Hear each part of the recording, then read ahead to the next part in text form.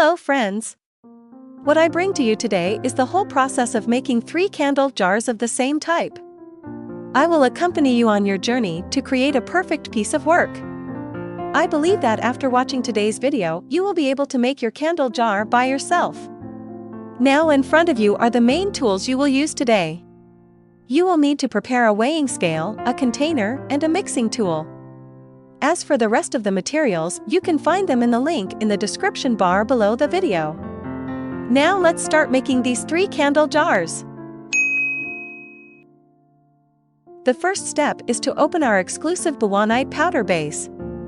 If you don't know what our powder kit is all about, there is a link in the top right corner of the screen that you can click on to watch the video to find out.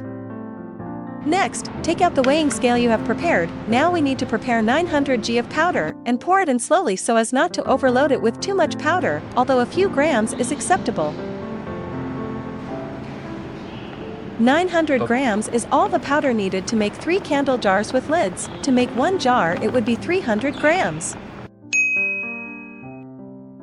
Next, take out our Boowan liquid and slowly pour in 270 grams of liquid.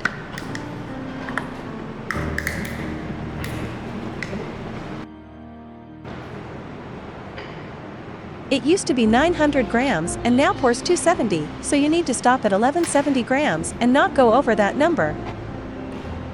Next, pour 30 grams of water and we have completed the material ratio. Once we have prepared 900 g of powder, 270 g of liquid, and 30 g of water, we are ready to start mixing. Find a stirring stick that is easy for you to handle. Slowly and evenly combine our powder with the liquid. When it is clear that no powder is visible, theoretically it is almost ready, and this process usually takes only a few minutes.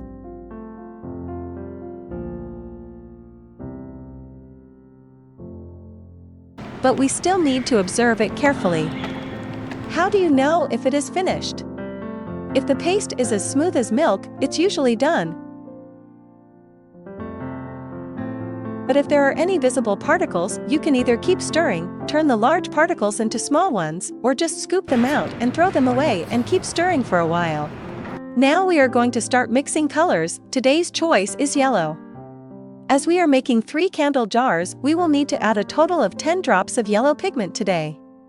If you want to make the same color as me today, then you can add the same 10 drops of yellow pigment and don't forget to count how many drops you have added.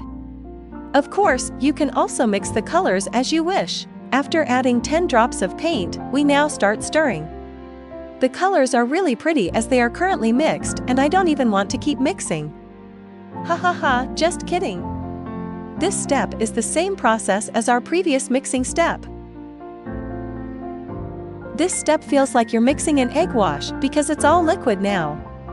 When the color is gradually uniform, we can speed up the mixing, and don't forget the pigment on the walls of your cup. This will ensure that our liquid is one color. Otherwise, the candle jar will have a white patch in one place, which is still not very pretty. It is perfectly normal for these small particles to appear, and it is very easy to dispose of them by either continuing to break them up and stir them, or by simply throwing them away. If you want to make the jars faster, you can also use a mixing machine to help speed up the process.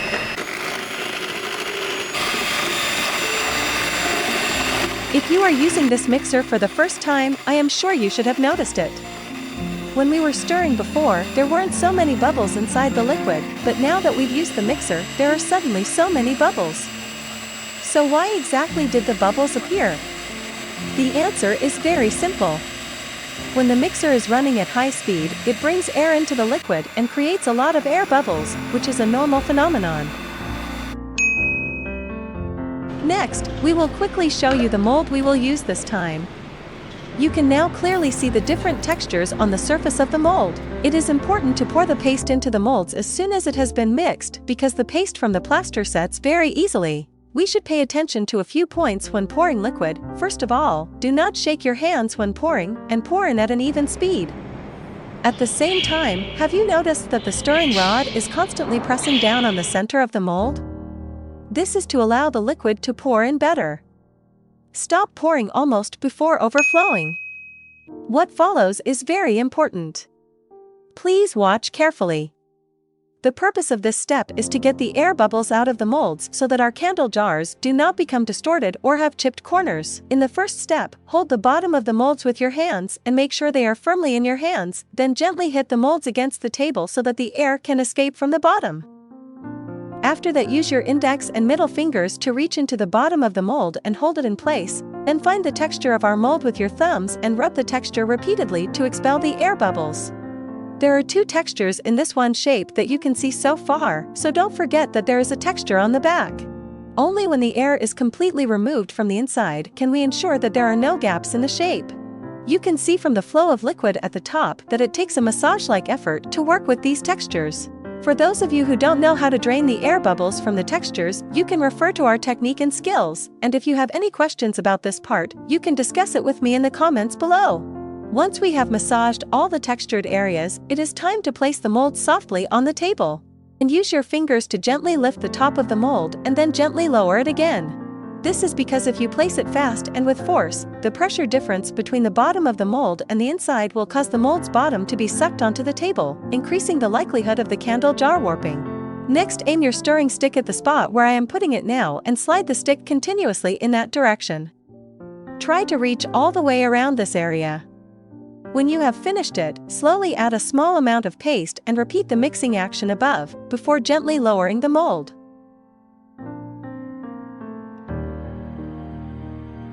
If you did not carefully remove the air from the top of the mold in the previous step, then what you are seeing now will happen. Because of the air, the paste will not fit our molds tightly, so please complete the previous step carefully. Next, we are going to fill the lids of our candle jars. The procedure is to pour in a small amount of the paste and then start to expel the air from the bottom of the mold. You can refer to my technique for details.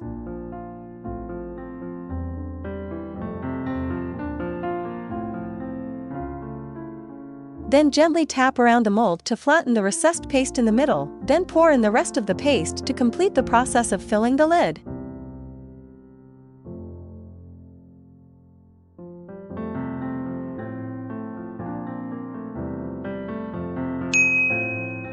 What follows is the same as what we have said above the process, so I have taken an accelerated approach here. So let's review a little the full process of making a candle jar plus a lid and some of the very important parts of it. Firstly, the ratios. Today we are making 3 candle jars, so we need 900 g of powder, 270 g of liquid and 30 g of water. Then we add 10 drops of yellow pigment and mix well. Then the crucial part is expelling the air from the paste. I highly recommend that you get to know exactly what the inner of this mold is like before you make it, and then know what its texture looks like. Always remember to massage and rub the texture over and over again for a longer time. But don't take too long, as it will become too sticky.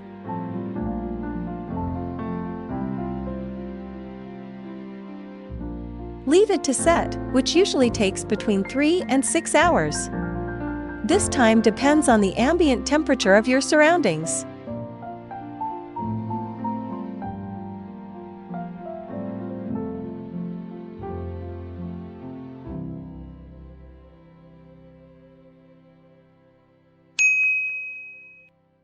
Once the jars have been left for at least 3 hours, we start to release them from the mold. The silicone mold is very easy to remove, it is very good quality and can withstand high temperatures, so don't worry about damaging the mold. Withstands temperatures from -65 degrees to 400 degrees Celsius and can be placed in ovens and refrigerators with no problem. If you are very interested in this mold, you can also find a link to it in the description section below our video.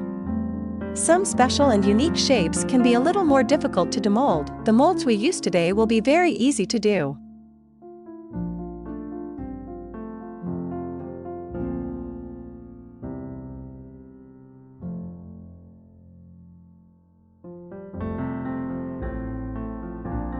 The second candle jar with a different texture is also out.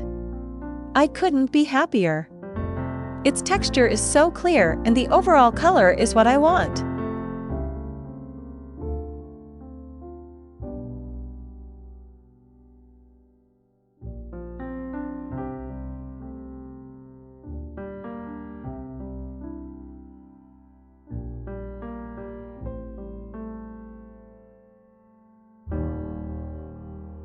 And the third textured jar is out. I'm so excited that each of the different textured candle jars is clearly and neatly displayed. The colors are all so pretty. I love it so much. I'm sure you can make the same thing.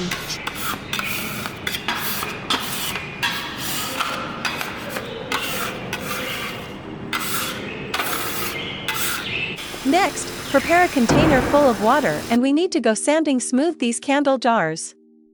Before we get to sanding, I need to introduce you to our sander. The sander you see here has a rough side. The rough side is used to remove uneven areas over a large area. This sander is very easy to hold. We start by sanding the lid of the candle jar, giving priority to the edges of the lid. We need to make the edges of the lid as smooth as possible. Our sander comes with two types of sanding paper, a coarse side for sanding large areas first and then a fine side for smoothing the surface. Next, we will also polish the uneven places that you can see now, otherwise, our jars will not be able to stand on the table smoothly.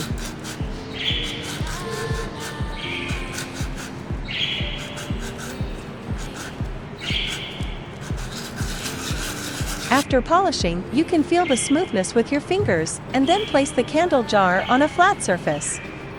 We have finished making 3 candle jars with different shapes. I'm so happy! Now we need to put our candle jars aside because we now need to get ready to make candles. Please remember to take out the weighing scale in advance. Then take out a container that can be heated so that we can place and heat the beeswax and soy wax afterward.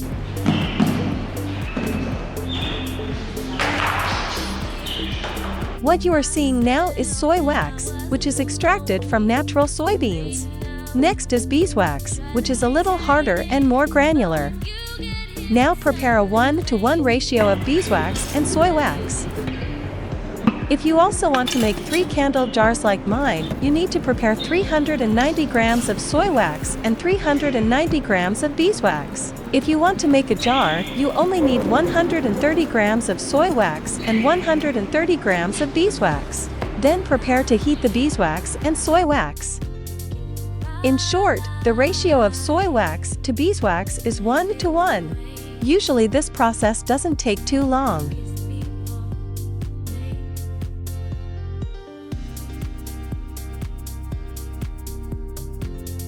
This process can be accelerated using a stir stick.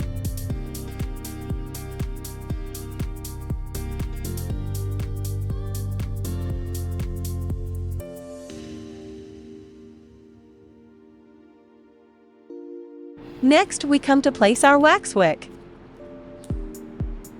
We have chosen a wick made of wood, which is made of 2 very thin pieces of wood. The wick is made by attaching the 2 pieces of wood and then using a metal slot to join them at the end. The whole process is repeated 3 times to make the wicks for the 3 candle jars. Very easy, isn't it?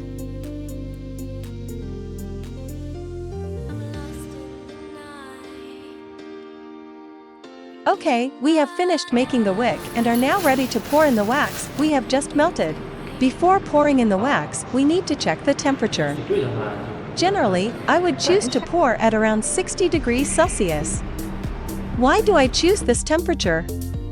Because at 60 degrees wax has a lower melt shrinkage rate.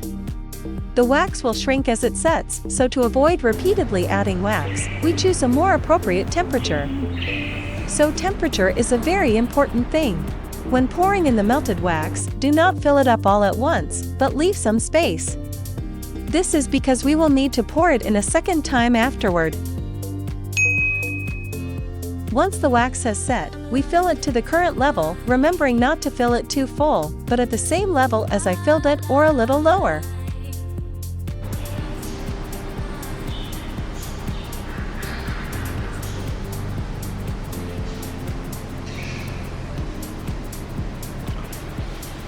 Next, we just need to wait for the wax to cool down.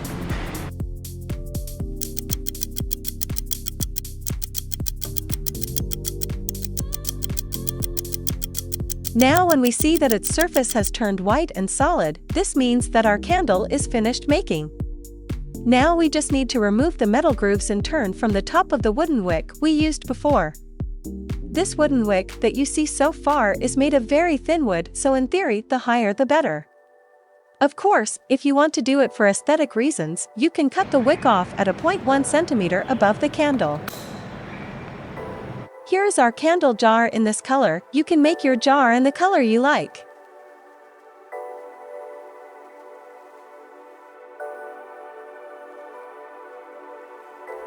Next comes the most exciting moment of all. We can place the candle jar we have made in the office. Then light it up.